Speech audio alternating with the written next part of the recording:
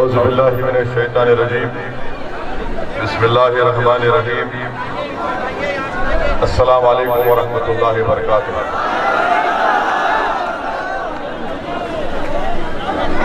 बाराबंकी के सदर मजलिस इत्तेहादुल मुस्लिमीन उमर जामी साहब, अब्दुल्ला हुसैन साहब, फैज चौधरी साहब, फारूक हसन साहब, सज्जाद हुसैन साहब, आसिफ उस्मानी साहब, फैसल मलिक साहब, मोअज़्ज़िज़ हाज़रीन इकराम और मंच और डाइस पर बैठे हुए हमारी इज़्ज़तदार और माँ और बहनों, उत्तर प्रदेश के मजलिस इत्तेहादुल मुस्लिमीन के सदर मोहतरम जनाब शौकत साहब, कौमी तर्जुमान आसिम खान साहब, उत्तरला विधानसभा के मजलिस इत्तेहादुल मुस्लिमीन के उम्मीदवार मोहतरम जनाब डॉक्टर मन्नान साहब, अजीज़ान मिल्लत, बुजुर्गान कौम और मिल्लत, मेरी इज़्ज़तदार माँ और बहनों और मेरे गयूर नौजवान साथियों, मैं आपका शुक्रिया अदा करता हूँ कि आपने अपना कीमती वक्त निकाल कर आज के इस इजलास में शिरकत की। और मुझे इस बात का अंदाज़ा है कि इस तरह के इजलास को मुनक़्क़िद करने का बेहतर वक्त है 3 और 5 के दरमियान में, मगर मैं आपसे माजरत चाहता हूँ कि मुझे मेरी वापसी का प्रोग्राम इस तरह बना कि हमको आपको जहमत देना पड़ा, मगर आपका बेहद शुक्रिया कि आपने अपना कीमती वक्त निकाल कर आज के इस मीटिंग में शिरकत की। मैं शुक्रगुजार हूँ आप तमाम का कि आपने जिला परिषद के चुनाव में मजलिस इत्तेहादुल मुस्लिमीन के उम्मीदवार के हक में अपना वोट देकर उनको कामयाब किया। ये और बात है कि जिसको आपने कामयाब किया उसने वफादारी की को निभा नहीं सका। और मुझे यकीन है कि आपकी ये मोहब्बत, ये वाबस्तगी, ये जुनून, ये लगाव इंशाअल्लाह ताला मजलिस इत्तेहादुल मुस्लिमीन से जारी और सारी रहेगा। मैं आपको इस बात का यकीन भी दिलाने आया हूँ कि मैं और मेरी जमात के तमाम जिम्मेदारान जो आज यहाँ पर खड़े हैं, जो पिछले 5 साल से अल्हम्दुलिल्लाह बड़ी मेहनत कर रहे हैं, जुस्तजू कर रहे हैं, मैं आपको इस बात का पैगाम और यकीन दिला रहा हूँ कि मजलिस इत्तेहादुल मुस्लिमीन सिर्फ आने वाले 2022 के विधानसभा के लिए तैयारी नहीं कर रही है, बल्कि मजलिस इत्तेहादुल मुस्लिमीन इंशाअल्लाह ताला उत्तर प्रदेश की सरजमीन पर सुबह क़यामत तक मजलिस इत्तेहादुल मुस्लिमीन आबाद और शादाब रहेगी। और हम चले जाएंगे, असदुद्दीन ओवैसी इस दुनिया से चला जाएगा, और यकीनन जो दुनिया में आया है उसको जाना है, और हम तमाम को एक दिन इस जमीन की रज़ा बनना है। मगर मेरे अजीज दोस्तों, मेरी इज़्ज़तदार माँ और बहनों, जिंदा रहने का सबूत यह है कि हम हरकत करें। जिंदा रहने का सबूत यह है कि हम नाइंसाफी के खिलाफ आवाज को बुलंद करें। जिंदा रहने के लिए बहुत जरूरी है कि आप और हम मिलकर अपने हक के लिए लड़ें। जिंदा कौम उसी को कहते हैं जो जालिमों से पंजा आजमाई करे। जिंदा उसी को कहते हैं जो बुज़दिलों की तरह अपनी पीठ ना दिखाए, बल्कि बहादुरों की तरह अपने सीनों को जालिमों के सामने पेश करें। जिंदा वो लोग हैं जो हालात से समझौता नहीं करते, बल्कि जिंदा और जिंदा कौम उन्हीं को कहते हैं जो तूफानों का मुकाबला करके तूफान से कहते हैं कि ये तेरा रास्ता नहीं है, तुझे अपना रास्ता बदलना पड़ेगा। मेरे अजीज दोस्तों और बुजुर्गों, याद रखो कि तुम्हारा वजूद खुद एक जलजला था। आज अगर जमाना और इख्तिदार की कुर्सियों पर बैठने वाले ताकत के बलबूते पर जुल्म कर रहे हैं और जलजले पैदा कर रहे हैं, तो हम उन इख्तिदार की कुर्सियों पर बैठने वालों से कह रहे हैं कि तुम हमारी तारीख को नहीं जानते, हमारा वजूद खुद एक जलजला था। और हम वो हैं जो बातिल से कभी समझौता नहीं किए। हमने हमेशा, हमारे बुजुर्गों ने, हमारे असलाफ ने, हमारी तारीख गवाए कि हमारे नबी की सीरत गवाए कि हमको ये तालीम दी गई कि हमेशा हक की सरबुलंदी के लिए काम करो, बातिल से समझौता मत करो, कमजोरों का साथ दो, यतीमों पर रहम करो, बेवाओं को हिम्मत दिलाओ और सब मिलकर एक सही रास्ते पर अपने काफिले को लेकर आगे बढ़ो। मेरे अजीज दोस्तों और बुजुर्गों, मैं इस बात का इकरार करता हूं कि 2014 से जब से मुल्क में बीजेपी की हुकूमत बनी, जब से इस मुल्क के प्रधानमंत्री नरेंद्र मोदी बने, एक मंसूबाबंद तरीके से इस मुल्क के सेकुलरिज्म को कमजोर करने की पूरी कोशिशें की जा रही हैं। जब से नरेंद्र मोदी की हुकूमत बनी, उस वक्त से ये पूरी कोशिश की जा रही है कि भारत का ये जो सेकुलरिज्म है, भारत की जो खूबसूरती है भाईचारगी की, उसको तब्दील करके इस मुल्क को हिंदुत्व राष्ट्र में तब्दील किया जाए। मैं इस बात का इकरार भी करता हूं, मुझे आप जानते भी हैं। अगर यहां पर फिर कोई गड़बड़ होगी हम बैठ जाएंगे, आप लोग हट जाइए, बैठ जाइए।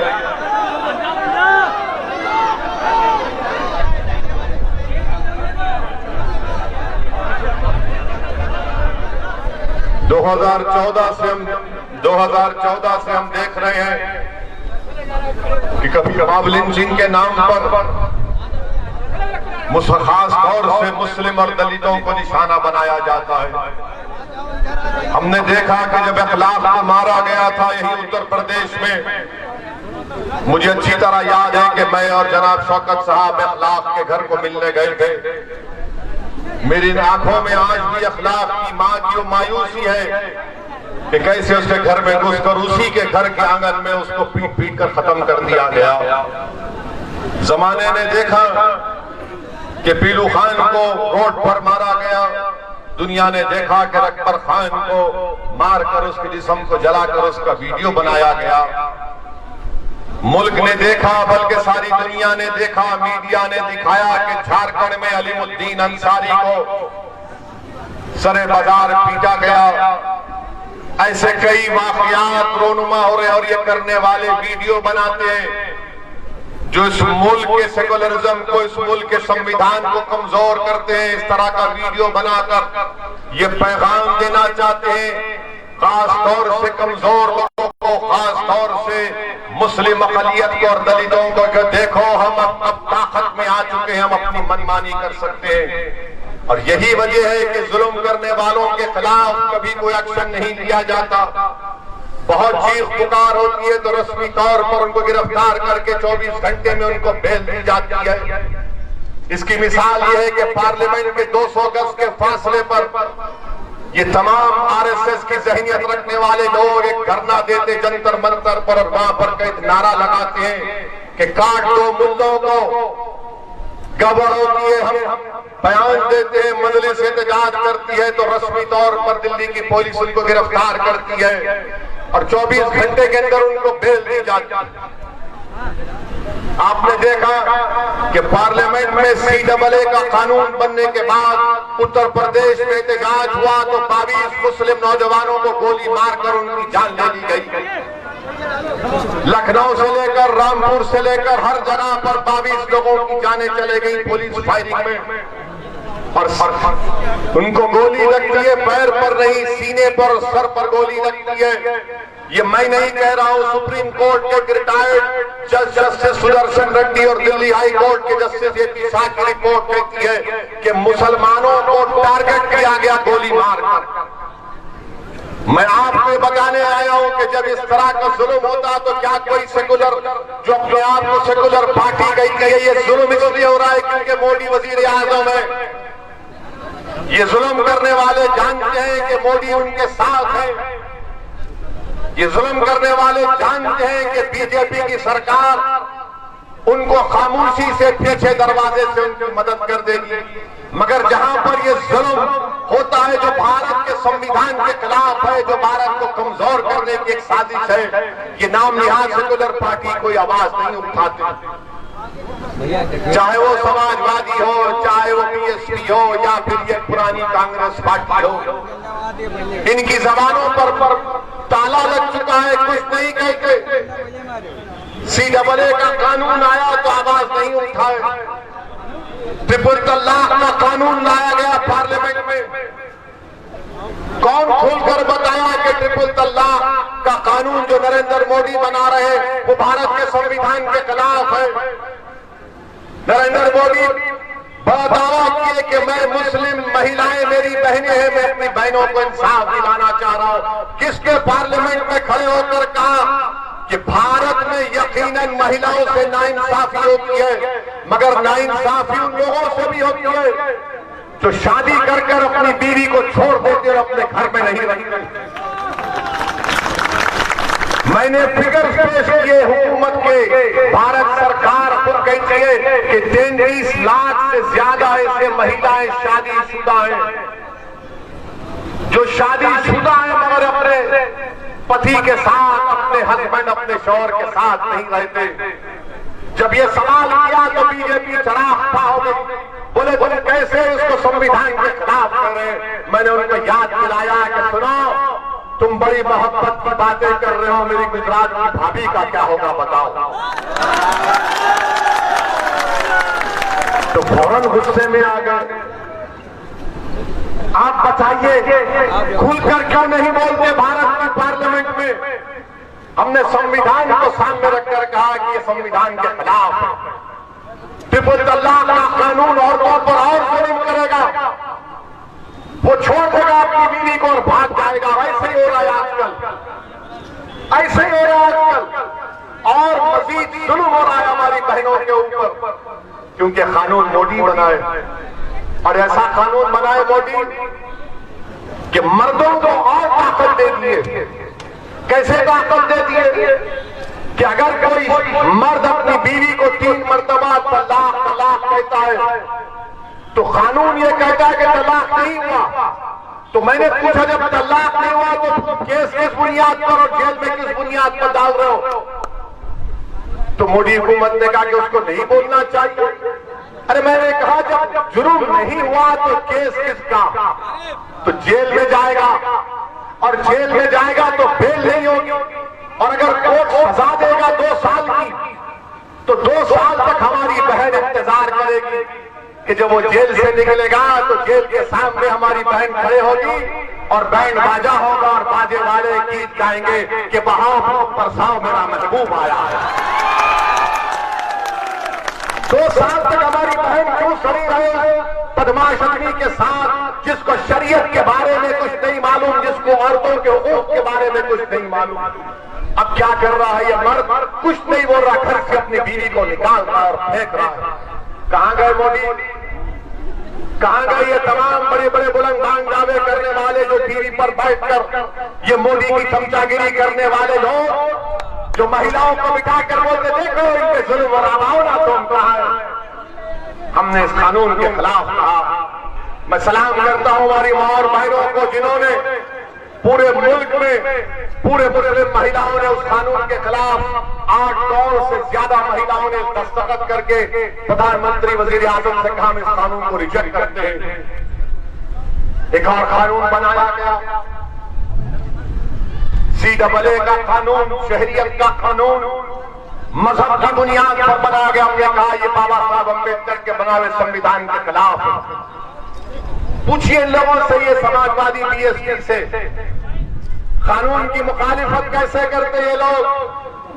अखिलेश यादव तकरीर कर रहे हैं CAA के कानून के ऊपर और बोल रहे हैं कि मैंने लखनऊ हाईवे बना उस पर जेट उतार दिया।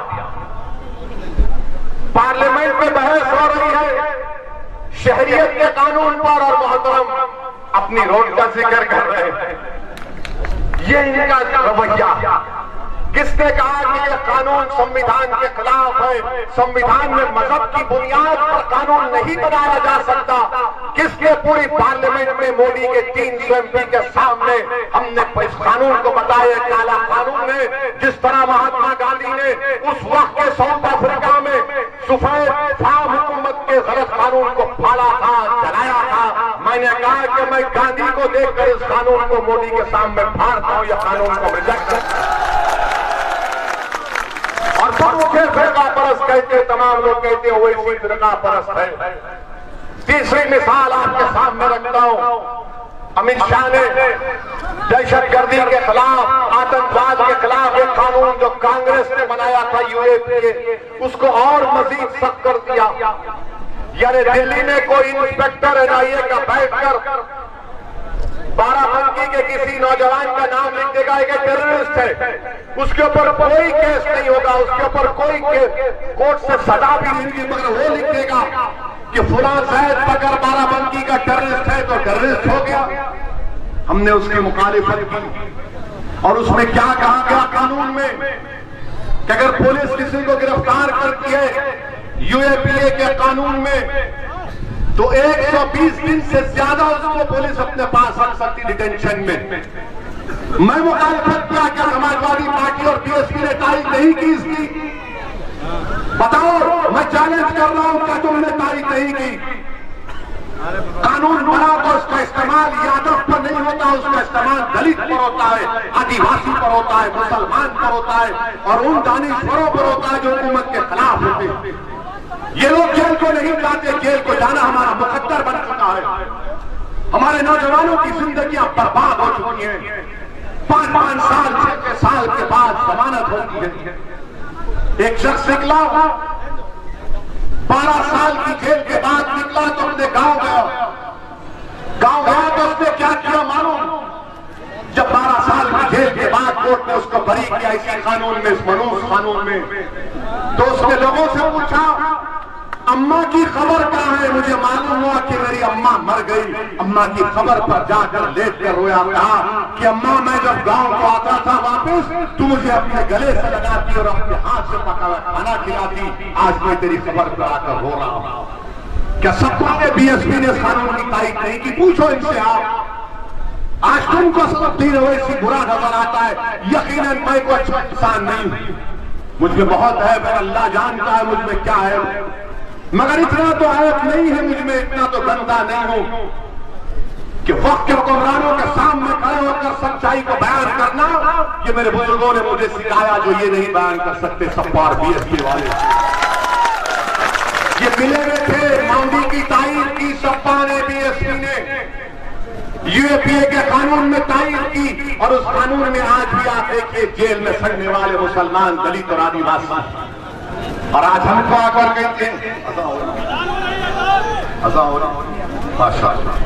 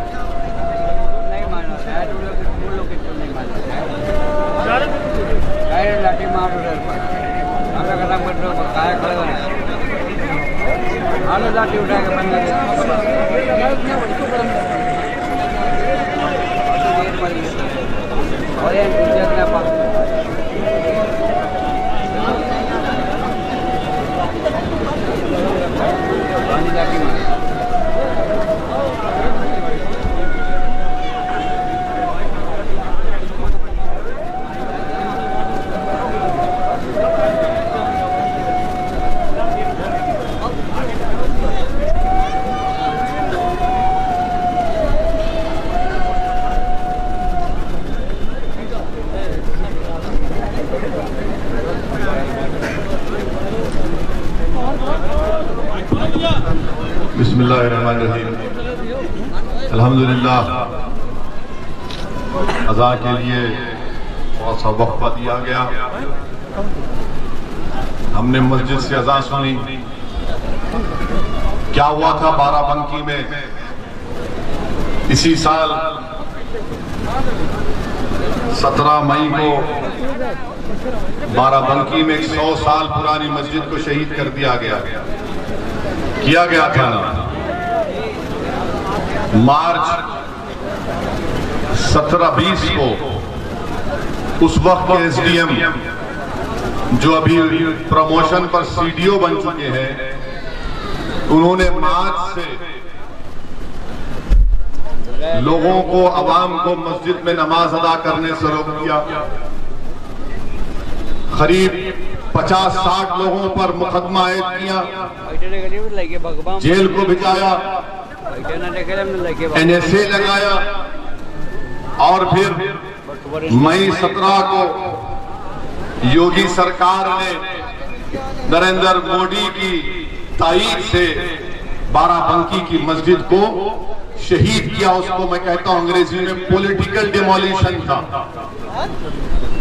उस वक्त दिल्ली में यह खबर चल रही थी कि शायद योगी को हटाया जाएगा, तो योगी ने गर्मी पैदा करने के लिए अपने ऑफिसर से कहा कि तोड़ दो मस्जिद को, बाराबंकी की जो 100 साल पुरानी मस्जिद थी।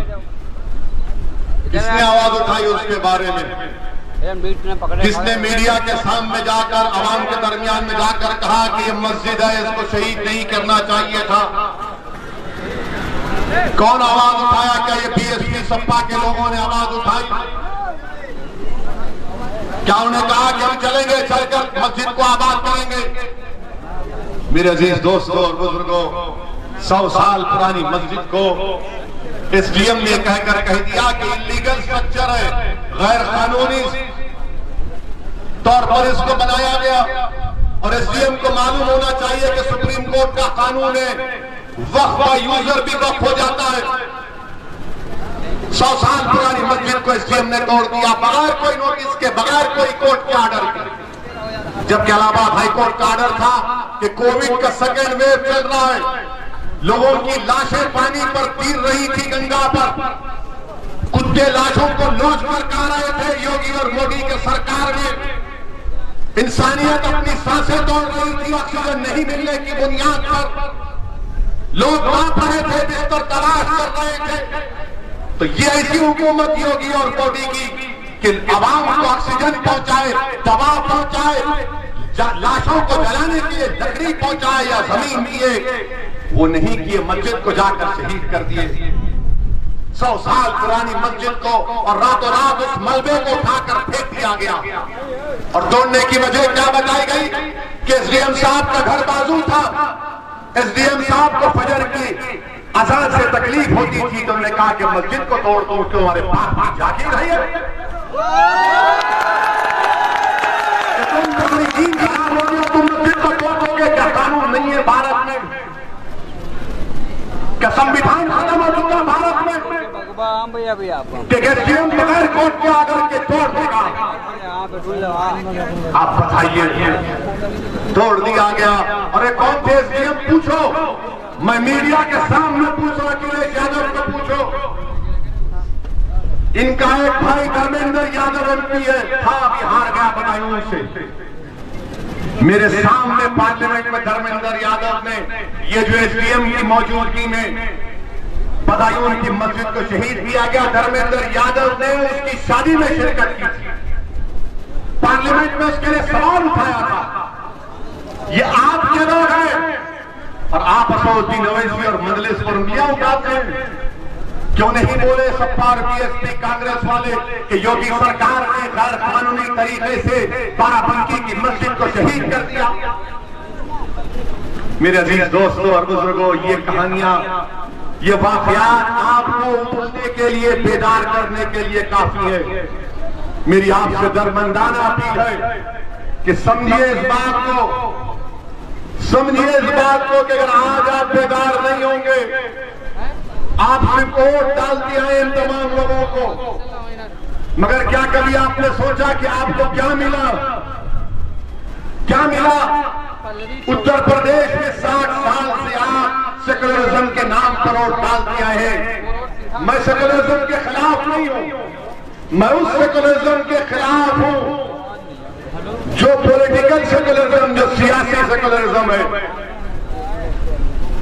पूछिए, कभी आप खुद अपने आप से सवाल करिए कि बहुजन समाज हो, कांग्रेस हो, समाजवादी हो, बीजेपी हो, क्या इनके मन से लफ्ज मुसलमान निकलता है?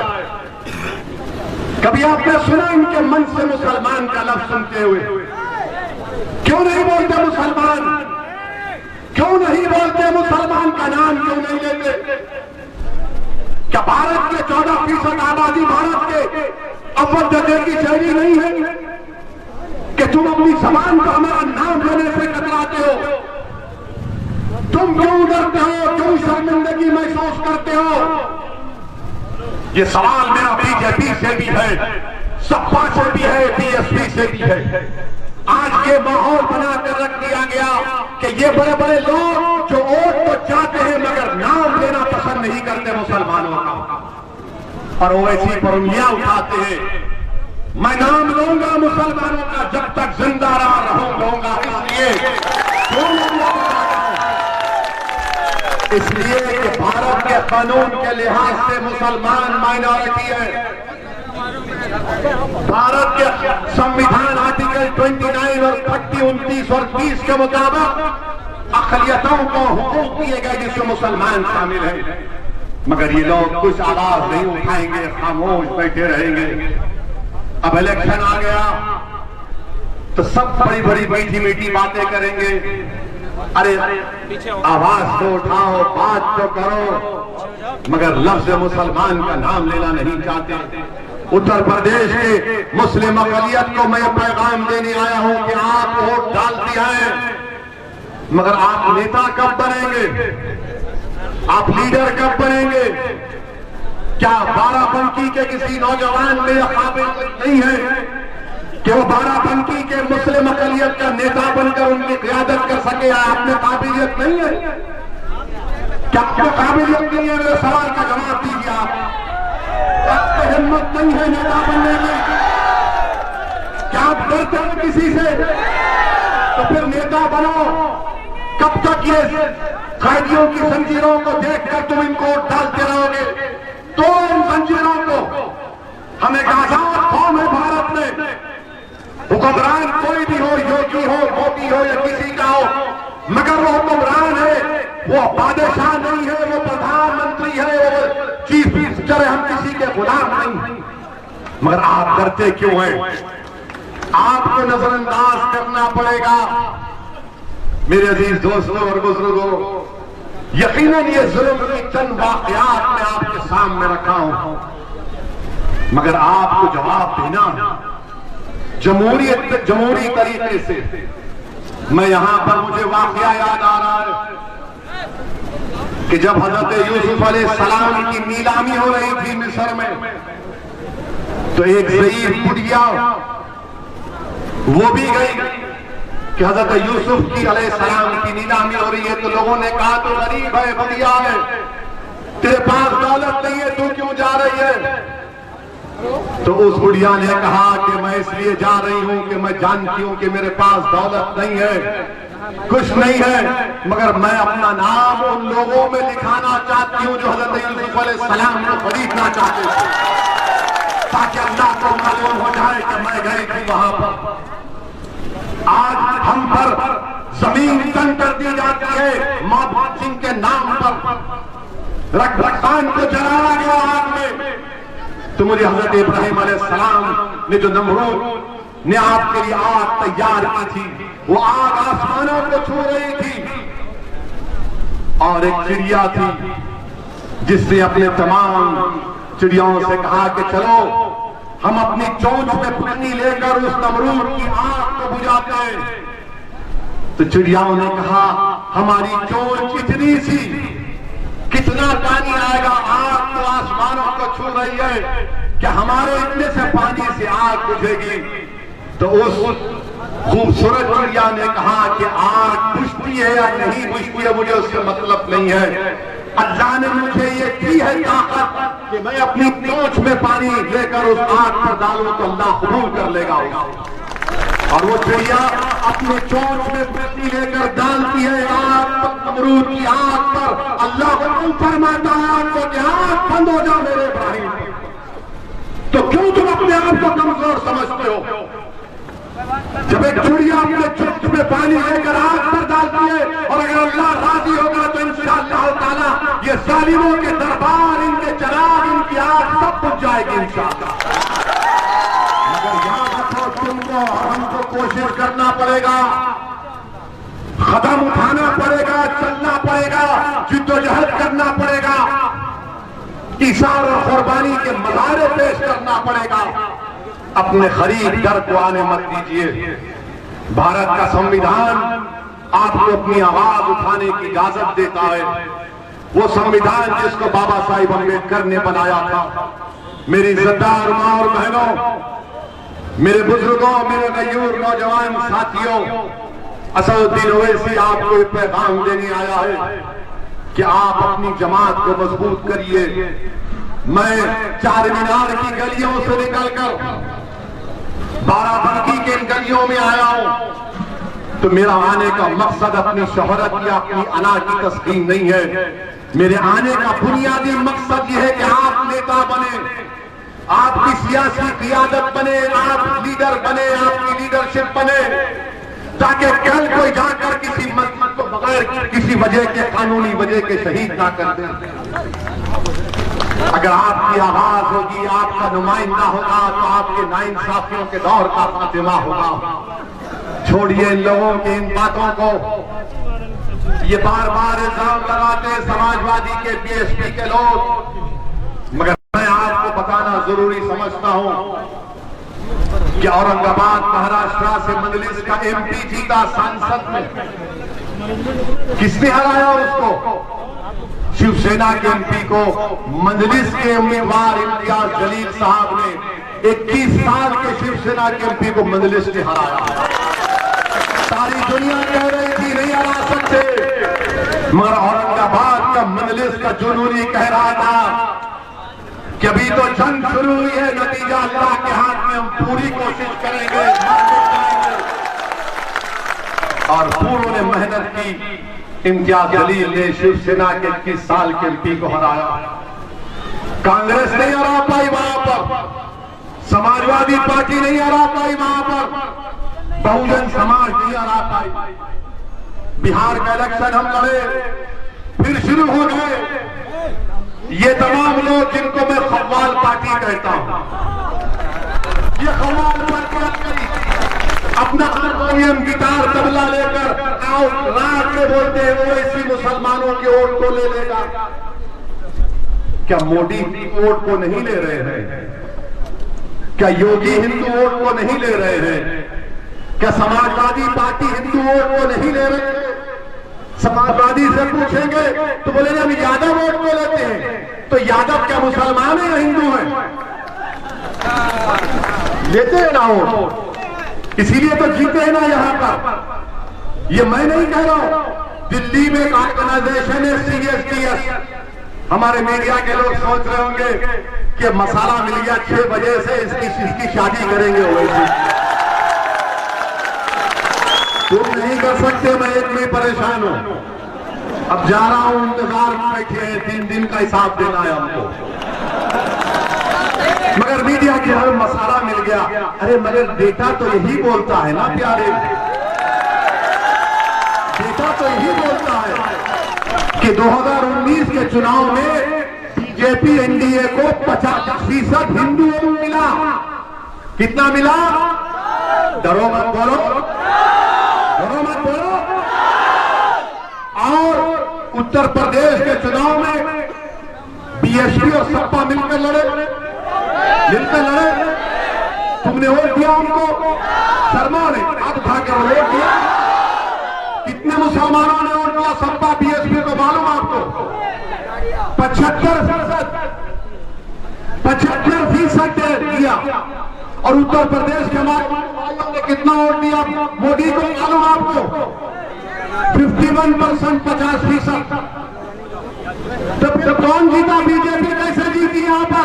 मैं तो नहीं था ना मेरे पास जिन्नात है कि तुमको जाकर बोले ऐसा कर दो।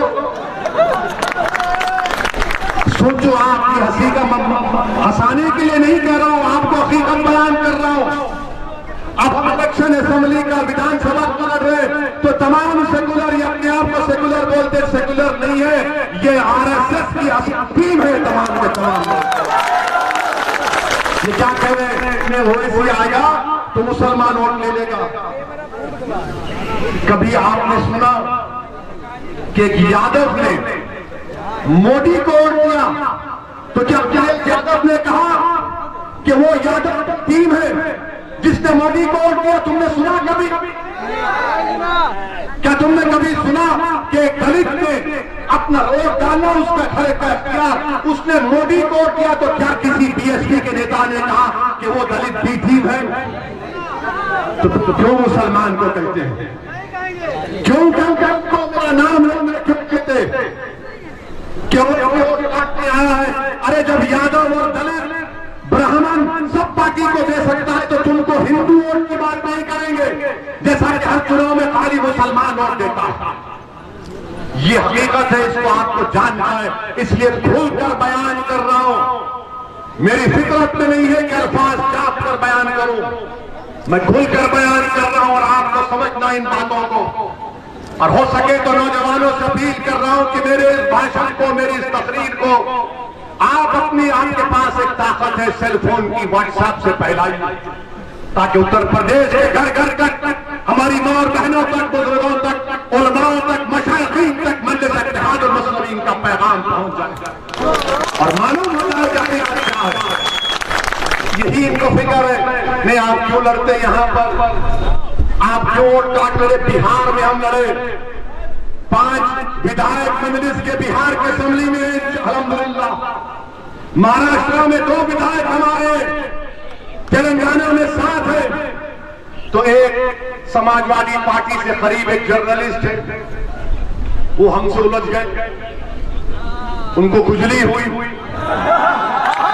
तो प्रेस कॉन्फ्रेंस में पूछे, आपने बिहार में वोट काट दिया? हमने पूछा, बताइए, आप तो बड़े विद्वान है ना? बोले हाँ है। हमने कहा कितने सीट लड़े बिहार में? हमने तो बोले 60-70 लड़े। बोला तुम झूठे हो। बोले आप मीडिया को कह रहे हैं कि हाँ तुम झूठ बोले तो झूठा बोलेंगे तुमको, और ज्यादा बोलेंगे तो बोलेंगे, झूठ बोले तो कौवा काटे तुमको काला। हमने सिर्फ 20 सीट लड़ी, 20 में 5 पर हमारे विधायक बने, 9 पर आरजेडी कांग्रेस के बने हमारे खिलाफ, और 6 पर एनडीए नीतीश कुमार के बने। आज हमारे विधायक असेंबली में जानते हैं तो बिहार की असेंबली थर-थर कांपती है कि मजलिस के दीवाने आ रहे हैं बोलने। लोग बोलते हैं कि तुम्हारे साथ जीते तेलंगाना में क्या किए, तुम क्या कर लोगे, तुम तो मंत्री नहीं बनोगे। 70 साल से मुसलमानों को ये कह करो किया कि मुझे मंत्री बना दिया जाएगा, मगर वो मंत्री तो बना, तुमको संतरी की भी नौकरी नहीं मिली। वो मंत्री तो बन गया, हम मंत्री बनना नहीं चाहते, हम लड़ने वाले हैं, लड़ना चाहते हैं। हम आपका हुकूक, आपका हक दिलाना चाहते हैं जो भारत के संविधान ने सबको दिया है। हम बराबरी चाहते हैं, हम हिस्सा चाहते हैं, हिस्सेदारी चाहते हैं। अगर 11% मुख्यमंत्री बना सकते हैं तो क्या 19% मुसलमान अपने 19 के मेरे मजलिस के नहीं कामयाब कर सकते? मैं पैगाम मेरा उत्तर प्रदेश को 19% 30% मुसलमानों को, अगर 11% यादव मुलायम सिंह यादव को, अखिलेश यादव को अपना मुख्यमंत्री बनाए, तो क्या इस आने वाले चुनाव में 19% मुसलमान क्या मजलिस के मेले को कामयाब नहीं कर सकते? करेंगे इंशाअल्लाह। आपने सबको साथ दिया, मगर क्या मिला? कल तक आपके पास कोई अल्टरनेट नहीं था, कोई मुतबादिल नहीं था। जो मुतबादिल मजलिस इत्तेहाद और मुस्लिमीन, हमसे मीडिया के लोग बार बार पूछते, अगर आपसे ये सेकुलर पार्टी के लोग बात करेंगे तो आप बात करेंगे? हम बोले बराबर बात करेंगे। बात करने में क्या नुकसान है? मगर वो बात नहीं करना चाहते। अगर बात करना चाहते तो बात करेंगे, मगर ऐसा नहीं होगा। असदुद्दीन ओवैसी अगर किसी नेताओं से मिलेगा तो खड़े होकर नहीं बात करेगा। टेबल होगा, 2 कुर्सी होंगे, एक कुर्सी पे वो बैठेंगे, दूसरी कुर्सी पे हम बैठेंगे। बात करेंगे। वो दौर खत्म हो गया गुलामी का, वो दौर खत्म हो गया आंख से आंख नहीं मिलाने का, वो दौर खत्म हो गया सर को झुकाने का, वो दौर खत्म हो गया कि चप्पल को उनके घर के टेरिस पर छोड़ कर आने का, चप्पल पहनकर तुम्हारे घर में जाना। ये मजलिस इत्तेहाद और मुस्लिमीन का मिजाज है, और इस मिजाज को आपको अपने अपने अंदर पैदा करना पड़ेगा। मेरे अजीज दोस्तों और बुजुर्गों, मैं आपसे अपील कर रहा हूं कि भारत की जमहूरियत, भारत का संविधान, भारत की भाईचारगी उस वक्त मजबूत होगी जब भारत के मुसलमानों को उनका सियासी हक मिलेगा।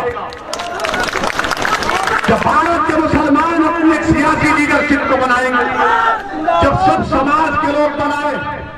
क्या योगी आदित्यनाथ ठाकुरों के नेता नहीं है? बाबा है ना, बाबा ठाकुरों के नेता है। ठाकुर ये बोलता है कि बाबा हमारा है। ओबीसी नेता ये कहता है कि मोदी हमारा है। यादव ये कहता है कि अखिलेश हमारा बेटा है। दलित समाज के लोग कहते हैं मायावती बहन जी के कि बहन जी हमारी है। कुर्मी समाज के लोग बोलते हैं कि अनुप्रिया को मिनिस्टर इसलिए बनाया गया कुर्मी वोट लेना है। ये सब कर रहे हैं, हम देख रहे हैं। अल्लाह की तरफ से मदद करवाएगा। तुम नेता बनोगे, मैं नहीं, तुमको नेता बनना है।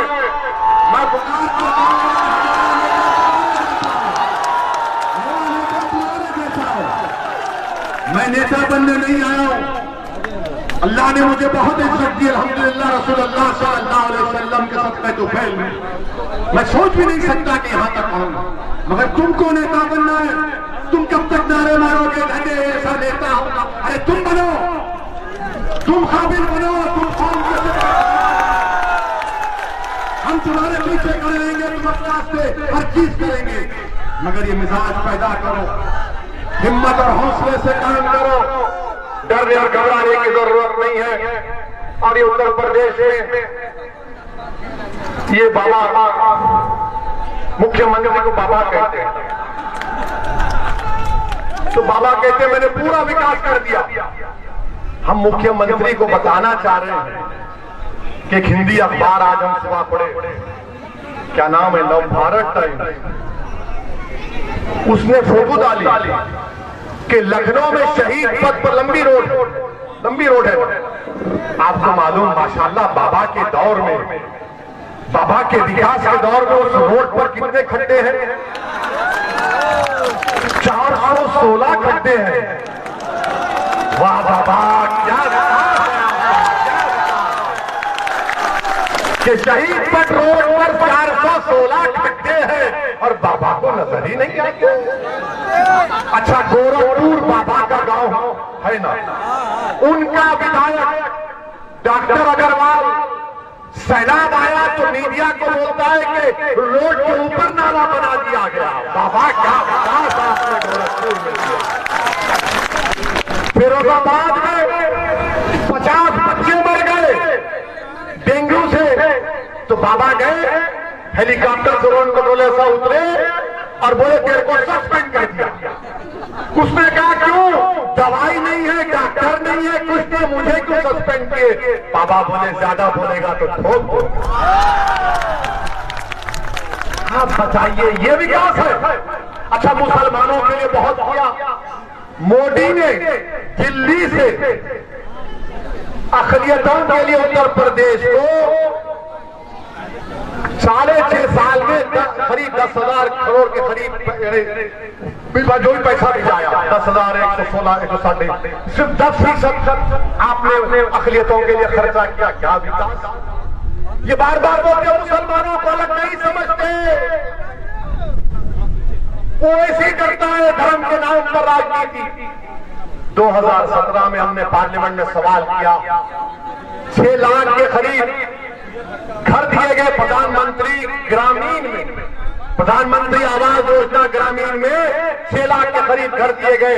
2017 में भी 21 है। आपको मालूम उत्तर प्रदेश के कितने मुसलमानों को घर मिले? कितनों घर मिले मालूम आपको? सिर्फ 10। बाबा ने विकास किया, मोदी ने विकास किया, सबका साथ, सबका विश्वास, सबका विश्वास। बस खाली एक टेप रिकॉर्डर का सबका साथ, सबका विकास, सबका विश्वास, और फिर गोली मारते। पूरे उत्तर प्रदेश में बाबा के दौर में कितने एनकाउंटर हुए? 6,770 एनकाउंटर हुए, 140 लोग मारे गए। उसमें सबसे ज्यादा मरने वालों की तादाद किसकी थी? 37% मुसलमानों को एनकाउंटर में मार दिया गया। तो बीजेपी के लोग बोलेंगे अगर गुंडागर्दी करेंगे तो गोली मारेंगे, तो फिर पुलिस क्यों है? अदालत क्यों है? संविधान क्यों है? इंडियन पिनल कोड क्यों है? CRPC क्यों है? सबको बंद कर दो। अच्छा, आप ये देखिए, जब ये 37% मुसलमान एनकाउंटर में मारे गए तो कोई पुलिस के खिलाफ एक्शन नहीं लिया गया, और जब लखनऊ में विवेक तिवारी को मारा गया तो पुलिस वाले सस्पेंड हो गए। क्या हमारे खून की कीमत नहीं है? बाबा बताओ कि विवेक तिवारी का खून हमारे से बड़ा है? क्या हमारा खून लाल नहीं है?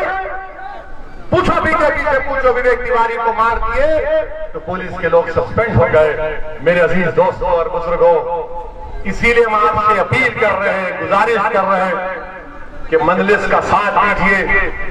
आने वाले विधानसभा में पतंग के निशान पर बटन दबाइए और अपनी जमात को कामयाब करिए। ये हम ये बात कहकर आपसे रुखसत हो रहे हैं, फिर से आपसे बात कहकर रुखसत हो रहे हैं। मजलिस इंशाअल्लाह ताला सुबह क़यामत तक उत्तर प्रदेश में रहेगी। आपकी दुआएं और आपके साथ की जरूरत है। आपका बेहद शुक्रिया। अस्सलाम वालेकुम।